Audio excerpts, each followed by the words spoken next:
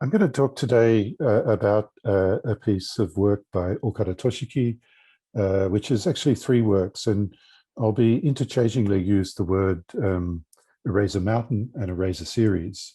And as I explain in the paper, the Eraser Series is three works, two of which involve performance and one which is performance on video. And I'm not really going to talk about the video work today, but I'm going to talk about the two performance works in some detail.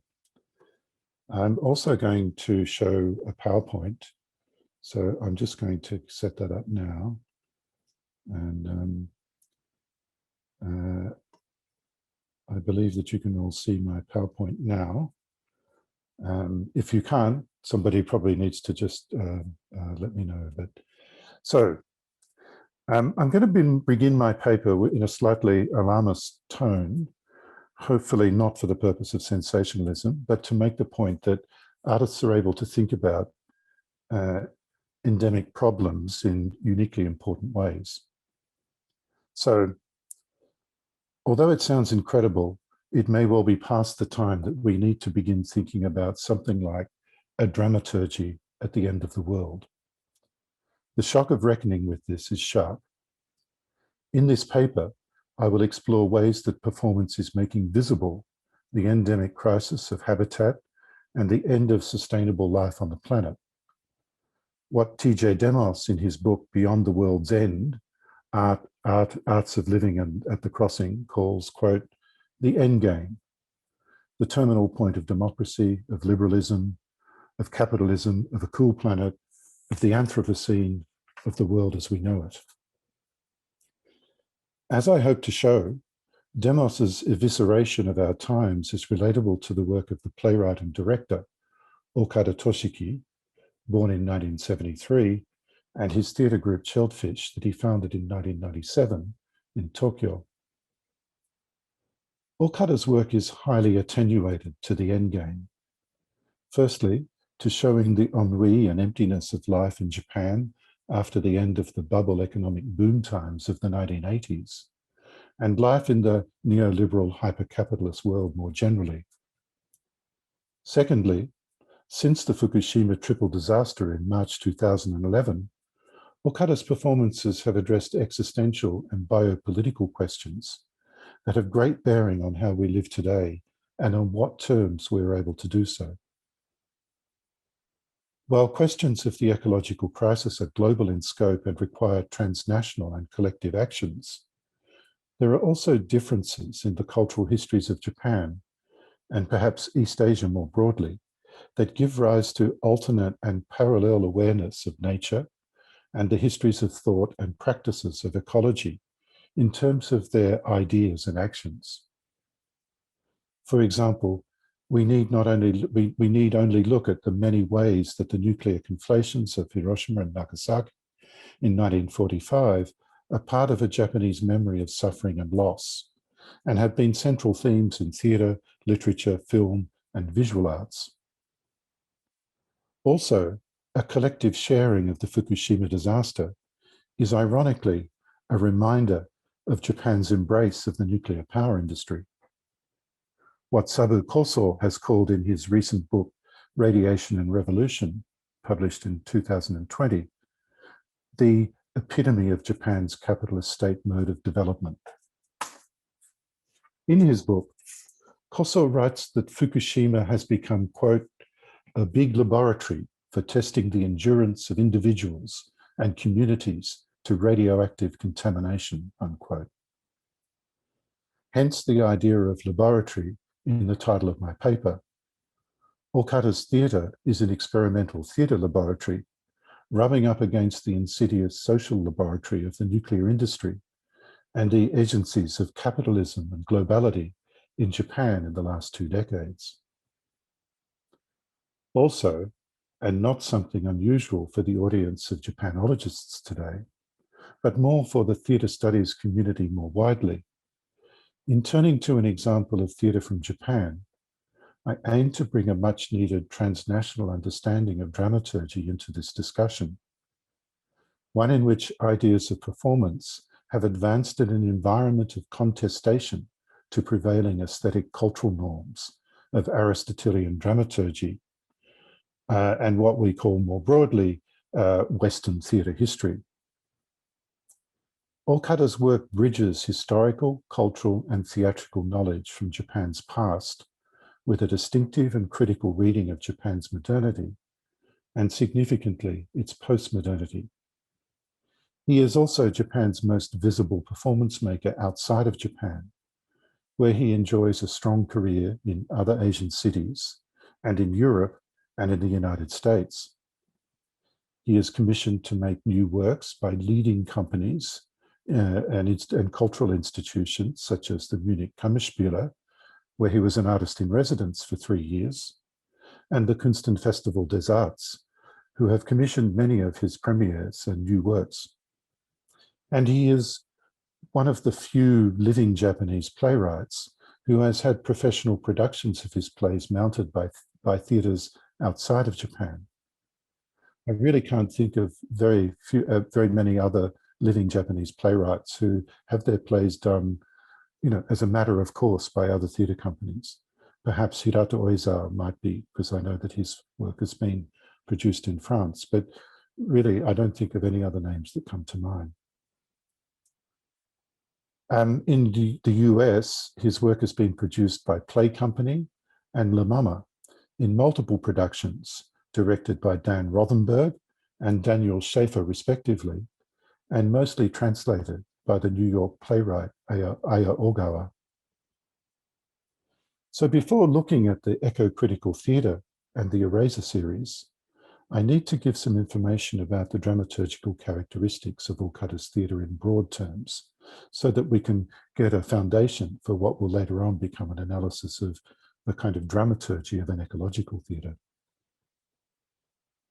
Looking at Okada's performances over more than 2 decades, we can highlight the dramaturgical innovations and distinctive urban subcultural contexts. We can see Okada's interest in placemaking, also the way that Okada's performances begin to shift their dramatic registers from theatricality into visuality and art installations. Okada's work brings into consideration a range of wider themes, including Japanese and East Asian philosophical, aesthetic, and institutional perspectives on life and art. His theatre spans a spectrum of artistic and performance interests, including Noh theatre, film, contemporary dance, music, subcultures, Japanese linguistics, and Bertolt Brecht's epic theatre. His work depicts the everyday lives of young people, and yet it is also pointing to something that we might call feelings of uncanny transference or even transcendence.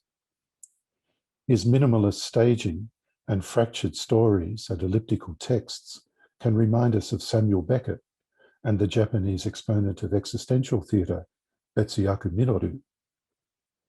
Additionally, Okada's dramaturgy corresponds with the Japanese understanding of interval and negative space, emptiness that is present, as seen in the concept of ma, for example.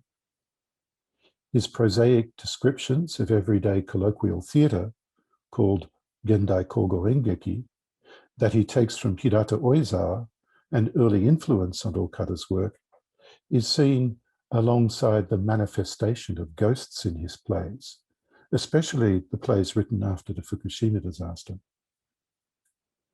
The colloquial Japanese in his plays has been described as super-real theatre, but it also has an insubstantial quality and teeters on the edge of semantic and dramaturgical collapse.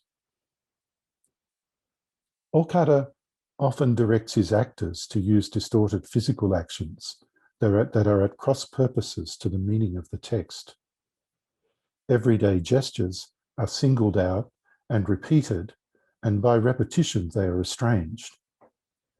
Writing about the effects of this, the art curator Araki Natsumi writes, quote, "The words uttered do not reach their destination, and the subject and person drift ambiguously. Likewise, the anti-dramatic body motions, which do not follow the actor's words, are adopted from typical everyday moments," unquote. The performance scholar Sarah Janssen calls this a, quote, desynchronizing of speech and gesture, unquote. And this can be really clearly seen in the following video clip, which is very typical of Okada's work from perhaps the early to mid-period.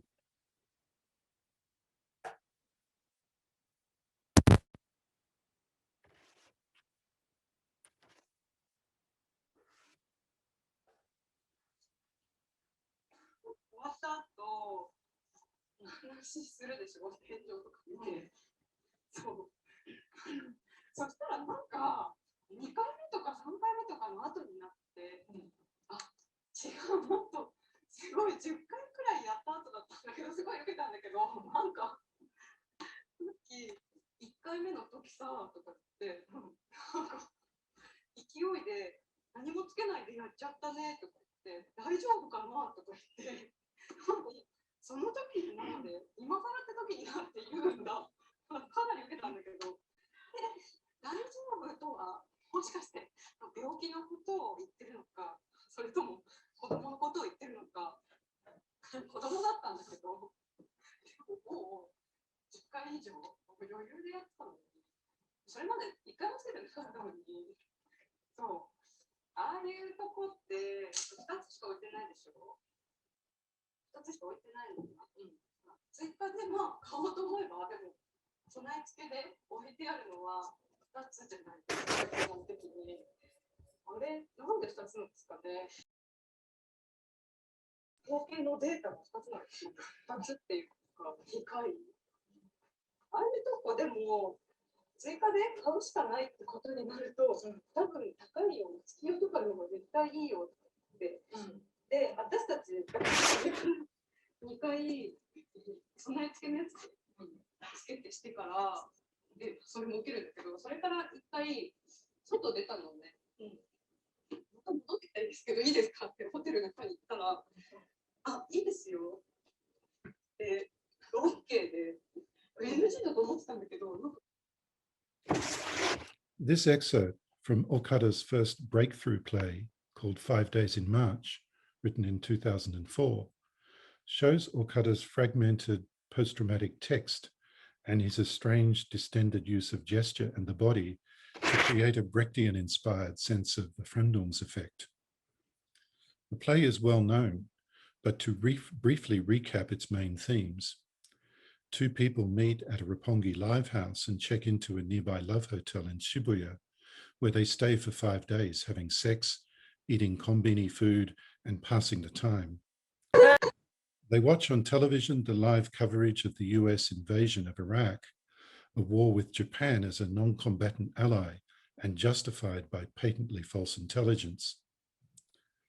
Other people in the play describe attending a desultory anti-war protest, or they simply don't know what to do, and they show a unique form of Japanese lethargy.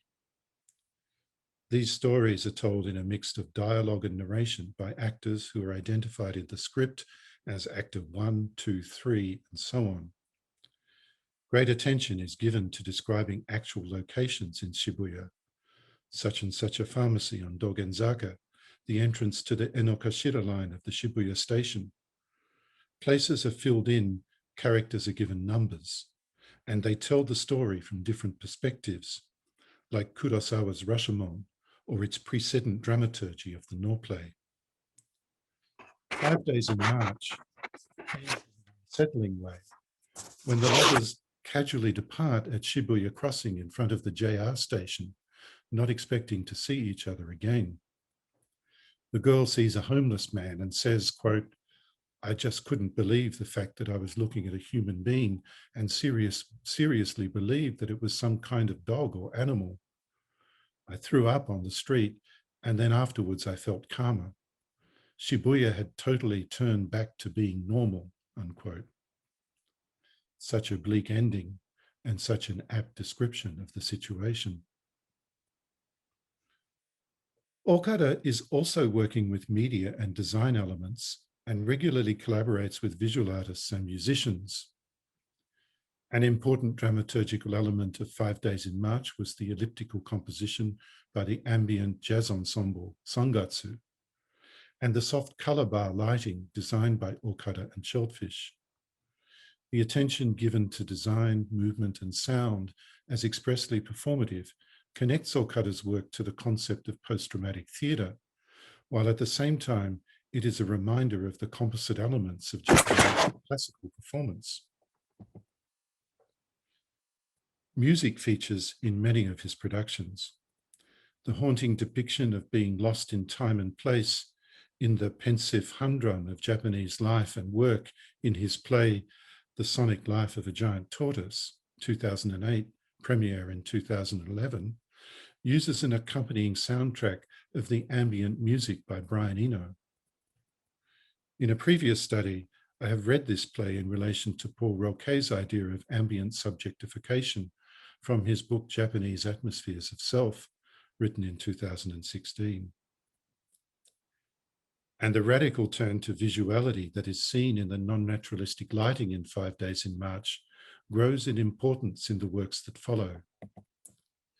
His play God Bless Baseball from 2015 ostensibly uses the history of baseball in Japan and Korea as a means to explore the triangular history of relations between Japan, Korea, and the United States. In the final scenes, however, the dialogue gradually disappears as a large object in the shape of a parabolic antenna that is part of the set design by the visual artist Takamine Tadasu begins to melt. Its thick, painterly surface slowly slides onto the floor and covers the bodies of the performers, who watch this process standing passively in long moments of silence.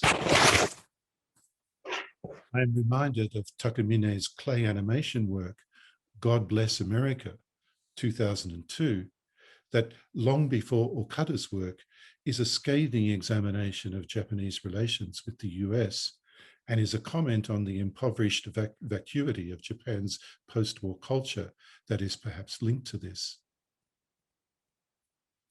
In fact, one of the most distinctive and uncanny aspects of Okada's stage lies in how everyday communication melts into the space.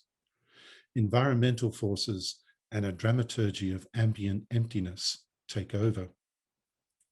This leads me to argue that Okada's use of atmospheres, non-human presence, and his examination of language and the body are dramaturgically connected to a politics of new materialism and eco-criticism. They constitute affective sensory mediums of performance that show the state of life and being in a degraded and collapsed world. And so I move to my main topic, a discussion of the ecological theatre and the Eraser series.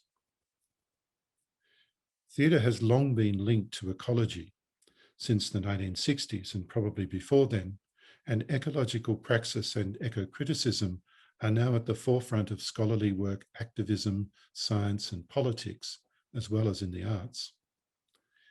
Theatre can be both thematically about ecological themes, offering stories highlighting environmental crisis, for example, and is also materially made from the reactive transforming properties that define an ecological system.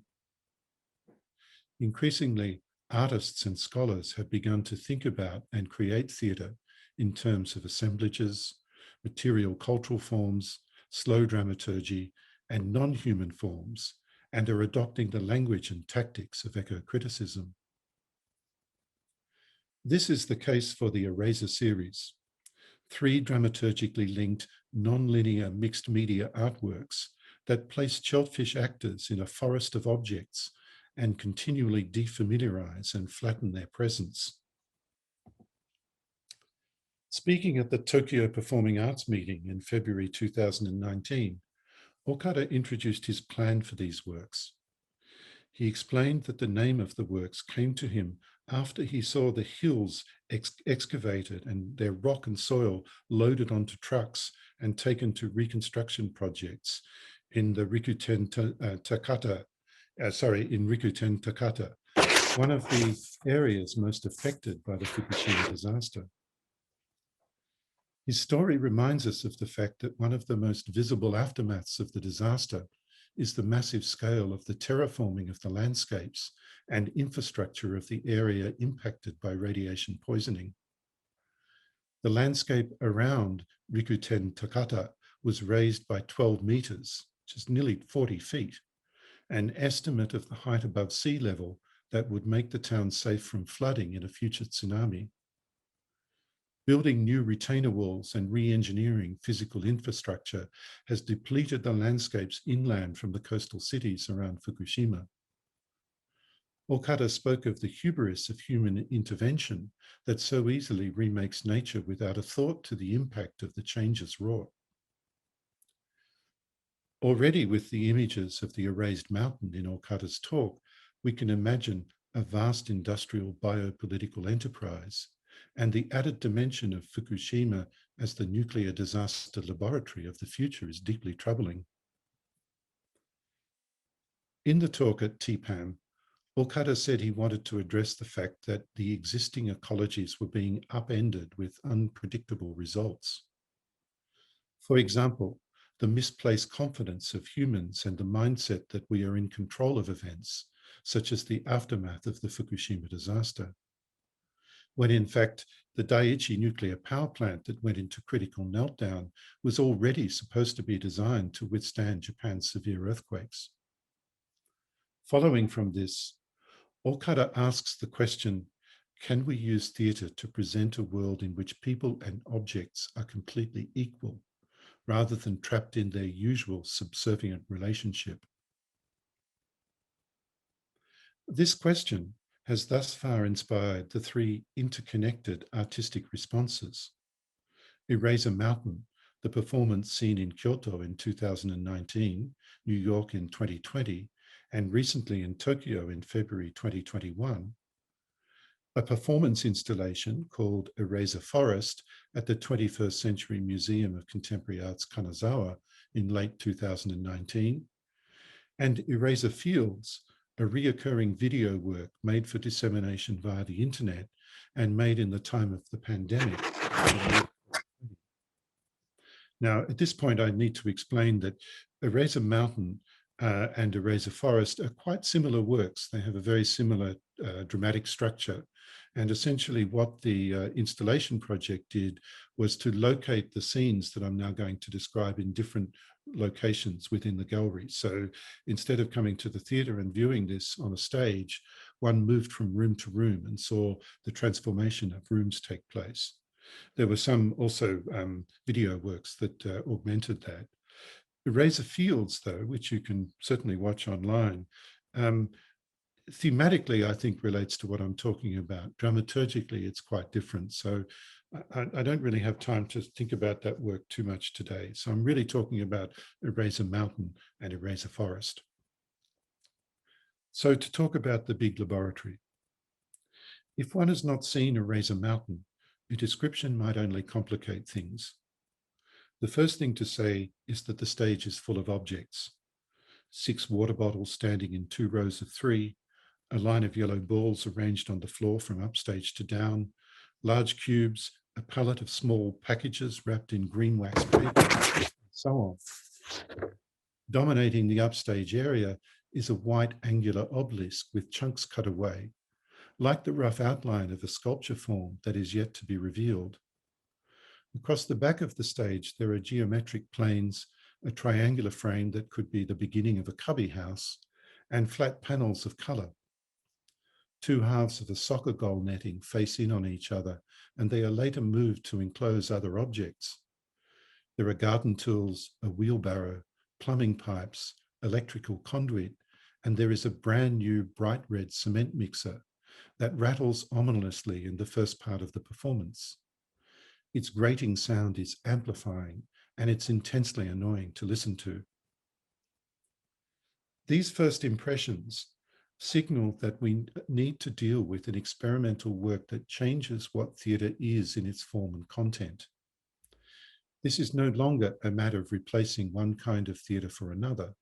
Rather, it is about dramaturgical codes becoming less certain. It is about how theatre becomes installation performance with widely unpredictable results. Taking cues from the fields of new materialism and eco-criticism, the Eraser series is an experiment in decentering human activity in the creation process and dramaturgy of theatre. Following from this, the work not only provokes questions about dramatic form, but also for the role of the audience and the expectation of watching theatre. What are we looking at? And how does the critical act of looking redefine our subjectivity, or perhaps change our relations to and awareness of the world around us? By breaking theatre's link to relations between humans and action, we have what the performance scholar and critic Iwaki Kyoko calls weak performance, an idea she gets from Carl Lavery. And later on, she describes the performance as an affirmation of non-action. So attempting to describe Eraser Mountain in conventional terms won't work. There is no story arc to recall, and the actions are minimalist and anti-dramatic. We seem to be watching a series of moments in which dramatic form is dissolving. Nor are we as the viewers necessarily central or important in the experience of the work. The expectation that drama involves an exchange between stage and audience is being questioned. Better to say that the work is like Donna Haraway's idea of staying with the trouble, dealing with the critters, and seeing, quote, speculative fabulations and string figures, becoming with, not becoming. As a pioneering figure in eco-criticism, Haraway's work gives new approaches to theory and discussions of art. She proposes a recentering of the way that we engage with art, not as something to be read and critiqued, or even enjoyed as entertainment, but as something to sit with. Thinking about the Eraser series in this way is to see how its dramaturgy displaces an ocular focus and activates the multitude of senses in a way that suggests giving space to an attention to other life forces. Nor are we required to give over to this. The critters of the piece, Kaneuji's forest of objects, are quite capable of asserting their own agency and doing their own things without us. This excerpt, taken from the video documentation of the Eraser Forest, gives a sense of this.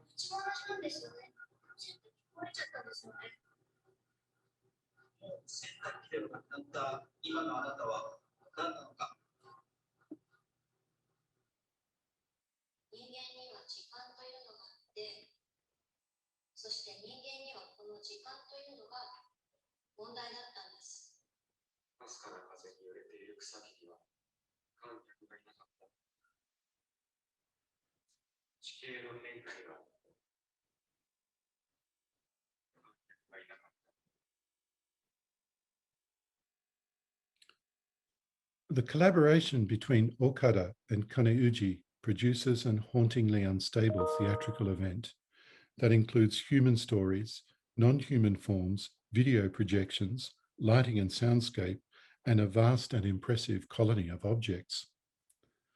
Okada directs his actors to perform as if they were half transparent, translucent, projected with the resolution of faint Indian ink, and their unstable characters are often remediated and projected onto screens at oblique angles to the front of the stage. The actors perform much of their dialogue facing away from the audience, and they need to be careful not to trip over the objects around them. Their text is projected onto surtitles, and they compete for attention with the soundscape.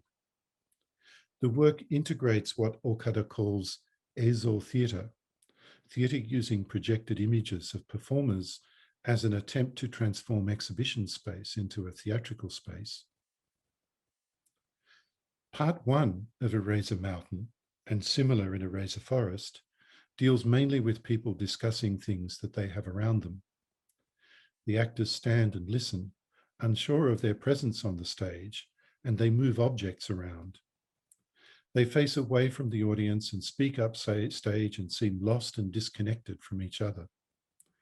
They put on bright colored jackets and oversized overalls that make them look like Super Mario characters. For some time, a girl called I, or Watashi, stands downstage in the shadows facing into the space. She hasn't taken part in the conversation yet, and when she speaks, she uses a handheld microphone. She is being filmed and her image is projected onto a panel that is placed upstage. The image and the actual body of the girl have the same dimensionality and presence. Both seem to have mid-level visibility and are half transparent. The girl has a long monologue about having to use the local laundromat because her washing machine is broken. She recalls how the unproductive time that this entails could become a burden. But her description of the laundromat has minute details that seem to enliven her world. She describes the clothes that people are wearing, what is written on someone's t-shirt, how IKEA bags are so convenient to hold the washing, how the seating layout of the laundromat is a functionally transacting space, and so on. She talks about wanting to have the washing machine in her apartment repaired. A man named Matsuoka explains that white goods have built-in obsolescence and the machine cannot be fixed and should be replaced. The girl describes how she has become attached. It is working. Professor Eckersall, you're occasionally knocking the mic with your papers. Oh, I'm sorry. Is that better? Yes, thank you. Yeah. The girl describes how she has been attached to the machine, referring to it as this guy, or kono hito, and she has decided not to get the machine replaced after all. Matsuoka says, "Oh, you want to cancel the replacement?" I says, "Yes." Matsuoka says, "I see, I understand." I says, "To be honest, the last few days though, this has never happened before. I was suddenly flooded with all of these memories I had with this guy. My clothes I wanted washed, I'd throw into this guy, push the start machine and this guy would start spinning around. The laundry I received from the guy would feel damp to touch. Also, I didn't know when I started calling this guy, this guy." What we make of this scene is crucial to understanding the depth of the change to theatre that is proposed by Okada and Kaneuji, a change that goes beyond and suspends arguments about presence and performativity of objects as seen in other performances of this kind. Instead, we go to the level of a body and machine, not a sexualized cyborg machine, but the human coupled with white goods, both body and machine, with the flatness of domesticity. I'm reminded of Jean-Francois Lyotard's notorious text Libidinal Economy from 1993 and its call for corporeal dismemberment and giving over to the intensities in the face of human entrapment and even desire for remaining enmeshed in libidinal systems of production and consumption. But I'm also reminded of Murakami Takashi's concept of the superflat in Japanese visual art that suggests two-dimensionality as a characteristic of Japanese culture. Remembering that Eraser Mountain seeks to put humans and non-humans at the same level, as we see in the scene above, to achieve this requires a radical but ultimately flat transformation. This theatre as laboratory is one of exploring codependence with machines, even when they no longer work. And the fact that that we live in a time of entropy is a part of this. Part 2 of Eraser Mountain looks at a thing called time. The stage is made into a time machine.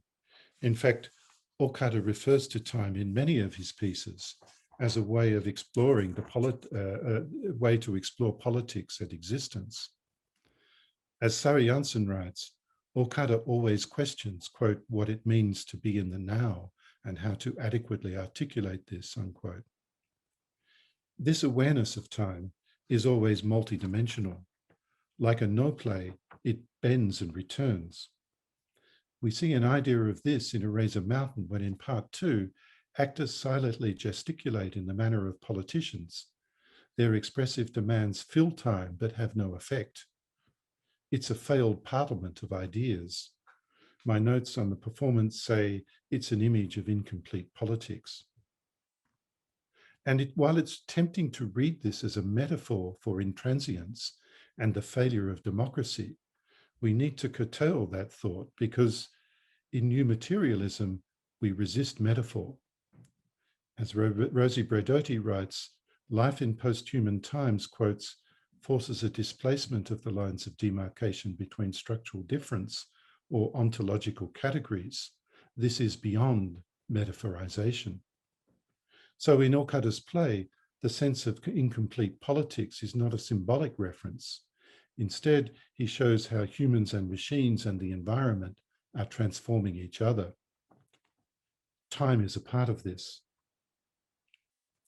The theme of failed politics is most clear in the third and final part of Eraser Mountain, when a young man appears on the stage. He's half hidden by all the objects and scenery, and he is dimly lit so that he almost disappears. He is like a ghost, an effect that Okada wants to attain in his use of the Eckersall theatre. Using a small megaphone that makes his voice sound thinly metallic, he says, "We have forgotten about the ordinary people. From over here, we feel we have been abandoned. The survivors were," he says, "the smart folk, the flexible people. Actually, they called us the pitiful people and politely looked down on us. They treated us as if we didn't exist. I don't think we're being paranoid." Never has a stage that was so full of objects felt so empty. This haunting figure from the end of the Fukushima disaster stays with us, speaking not only for the disappeared, but also about the lack of care among those in charge of the cleanup. He is a voice for the forgotten people in the rush forward, the workers who lost their jobs and farms, the simple ways of life, and pride in the community. We have forgotten about those who failed to adapt and be flexible. Not only the economy, but the biosphere is against them and renders them useless. Eraser Mountain turns even more inwards, asking what happens if a playwright acts, an actor speaks, an audience sees, but there is no longer anything or anyone to react. Together with subtle changes in the lighting and the arrangement of the objects on the stage, there is a series of surtitles at the end of the play. For the distant thunder, there were no listeners. For the changes to the topography, there were no audience. Who is witness to this winding down, I wonder? The phrase, "there was no audience," is gradually repeated. Here, the despondency of the cries is highlighted by the lack of witnesses to the events. There is a suggestion of the end of politics. The performance is radically decentered away from human interventions and completely turned away from dramatic forms. In ending, it becomes something else entirely. To conclude my paper, I'm reminded that Eraser Mountain was the last live performance that I saw before the pandemic shut the theatres. And as Okada said in a recent talk, because of COVID, quote, "the locality of theatre has been stolen from us." In the talk, he connects this loss with the Fukushima ecological disaster, saying that, quote, "as a result, the shock and unease I felt at Rikuzen Takata has finally been able to take on an intelligible shape for me, essentially an expression of my speechlessness." As mentioned above, I read the Eraser series in relation to Eckerssall's idea of Fukushima as the laboratory for testing the endurance of humans in the face of contamination. I explore Okada's and Kaneuji's work in a similar vein, as a laboratory for an ecological theatre and showing where theatre might need to go in the future. The eraser series can be understood as a testbed of objects and things, some of which are invisible and deadly, others benign. But it is the displacement of the human that is strongly foregrounded in the dramaturgy of the work. I read this as a staging of speechlessness that Okada discusses. The eraser series shows how the ordinary people are forgotten and will suffer the most, but none escape the forest of objects and the visible endemic crisis that I mentioned in my introduction. As such, the eraser series is a study for how we live and how we will be allowed to go on living. But this is also contingent on there being any such life force other than the dwindling of the human itself. In the pandemic and in the ecological endgame of T.J. Demos, the phrase, "there is no audience," is literalized. Hence, Okada shows us a dramaturgy for the end of the world. Thank you.